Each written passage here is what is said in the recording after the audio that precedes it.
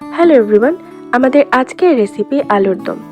আলুর দম তৈরির জন্য প্রথমেই পোস্ত আর কাঁচা লঙ্কা একসাথে বেটে নিন। কাঠবাদাম এবং চীনাবাদামও আলাদা আলাদাভাবে বেটে নিন। পাশাপাশি টক দইয়ের মধ্যে প্রয়োজনীয় গুঁড়ো মশলা দিয়ে একটি মশলার মিশ্রণ তৈরি করে নিন। এরপর গোটা মৌরি, ধনে, জিরে ও শুকনো মরিচ শুকনো করে ভেজে গুঁড়ো করে রাখুন। এবার আগে থেকে সিদ্ধ করে রাখা আলুর টুকরোগুলো ভেজে নিন।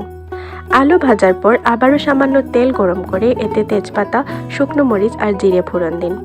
এরপর এতে আদা বাটা, টমেটো কুচি দিয়ে কষান। এতে একে একে মশলার মিশ্রণ, চীনাবাদাম বাটা, কাঠবাদাম বাটা, পোস্ত ও কাঁচা লঙ্কা বাটা এবং নুন চিনি দিয়ে দিন। মাঝে মাঝে একটু পানি দিয়ে তেল ছাড়া অবধি কষিয়ে এতে ভেজে রাখা আলু আর কিশমিশ দিয়ে দিন। এবার এতে গরম পানি দিয়ে দিন।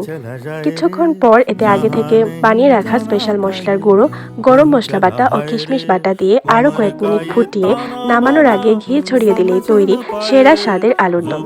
আলুর দমের এই রেসিপিটি আপনাদের কেমন লাগলো অবশ্যই কমেন্ট করে জানাবেন। Thanks for watching.